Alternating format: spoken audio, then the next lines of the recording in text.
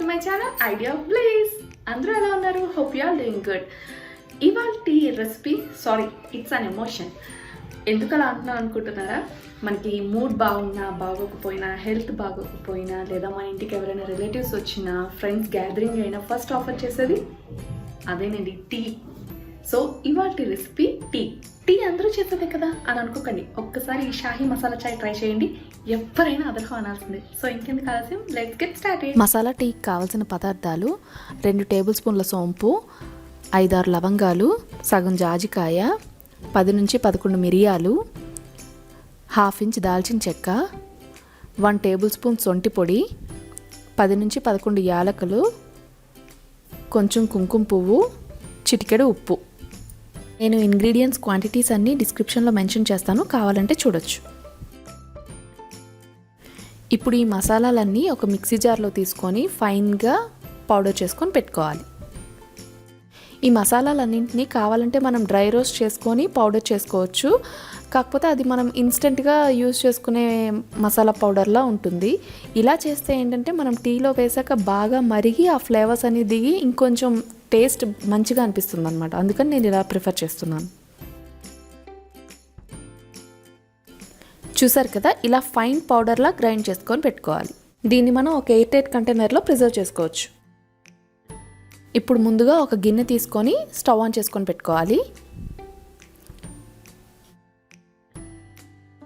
గిన్నె కొంచెం వేడయ్యాక అందులో 1 గ్లాస్ నీళ్ళు తీసుకోవాలి. అంటే ఆల్మోస్ట్ 250 ml వాటర్ తీసుకుంటున్నాను నేను.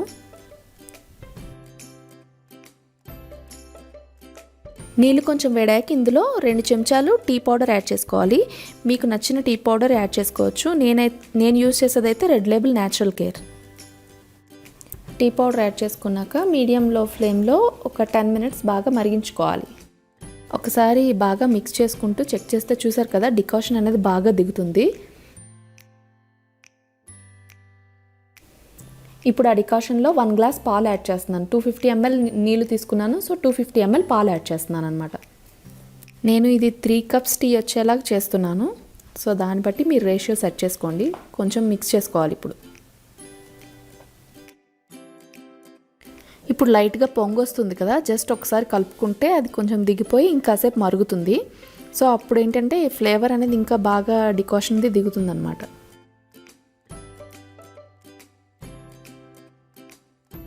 ఇలా మరుగుతున్న టీలో మీ టేస్ట్కి తగ్గట్టు షుగర్ యాడ్ చేసుకోవాలి. నేను 3 కప్స్ టీ ప్రిపేర్ చేస్తాను కాబట్టి 3.5 స్పూన్స్ షుగర్ యాడ్ చేస్తున్నాను.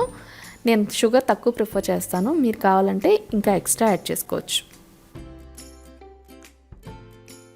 షుగర్ యాడ్ చేసుకున్నాం కదా, ఇప్పుడు ఒకసారి బాగా మిక్స్ చేసుకొని ఇంకాసేపు మరిగించుకోవాలి.